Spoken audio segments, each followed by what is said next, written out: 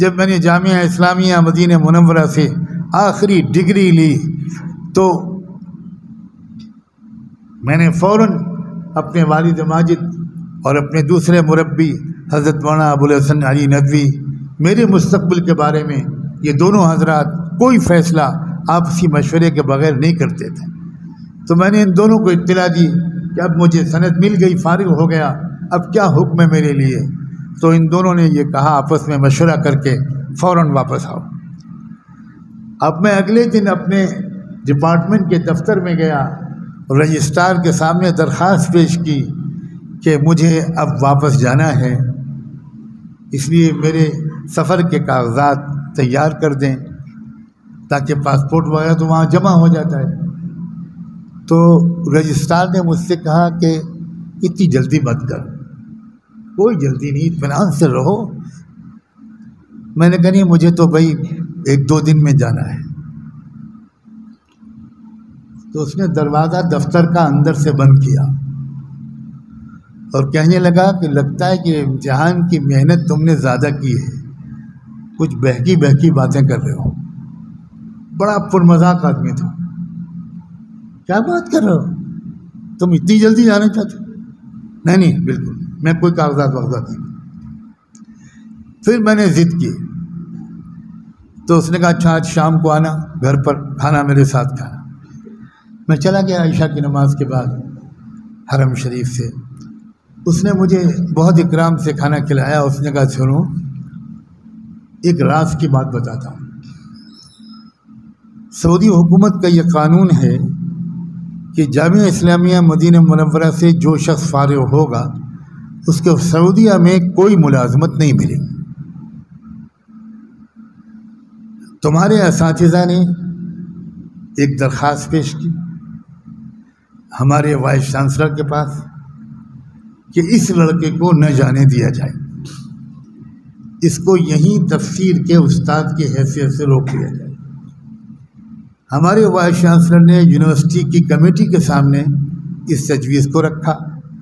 University की committee ने बइत्तिफ़ाक़ आरा इसको मंजूर किया और उसके बाद हुकूमत के पास ये भेजा कि इस तालिब इल्म को इस कानून से मुस्तस्ना कर दिया जाए और इसको यहाँ रहकर खिदमत और मुलाजमत करने की इजाज़त दे दी जाए।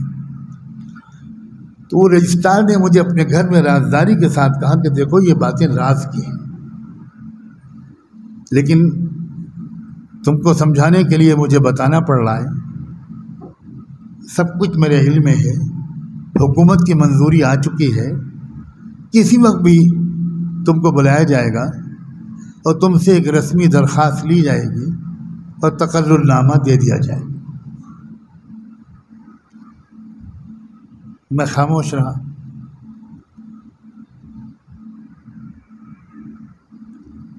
मैंने अपने वालिद माजिद को फ़ोन किया और ये सारा माजरा बताया।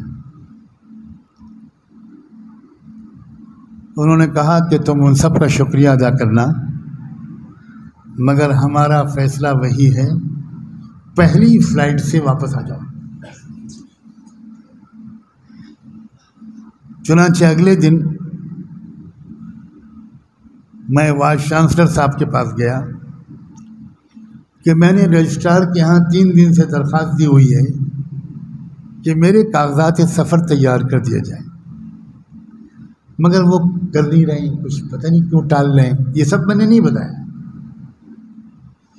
तो शेख ने, मेरे vice chancellor doctor Abdullah Zahid, बहुत अजीम इंसान थे, उन्होंने फिर मुझसे कहा कि शाम को आज ईशा के बाद मस्जिद नबवी के बाबुस्सलाम पर मैं तुम्हारा इंतज़ार करूँगा, मेरे घर चलना, वहाँ बात करेंगे। वो मुझे अपनी गाड़ी से घर ले गए, पहले खाना वाना खिलाया और उसके बाद वो सारी राज की बातें जो मुझे बताई जा चुकी थी वो उन्होंने बताई और कहा कि ये पहली बार हुकूमत ने तुम्हारे लिए कानून में इस्तिस्ना मंजूर किया है। इतनी सारी मेहनत हम कर चुके, अब सिर्फ इतनी बात बाकी है कि तुम एक दरख्वास्त दे दो ताकि हम तकर्रुरी का फ़ैसला कमेटी में मंजूर करा के कर दें, उसके बाद तुम छुट्टी में चले जाना, फिर वापस आकर यहाँ खिदमत शुरू कर देना। अब आप सोचिए, मदीने का क़याम,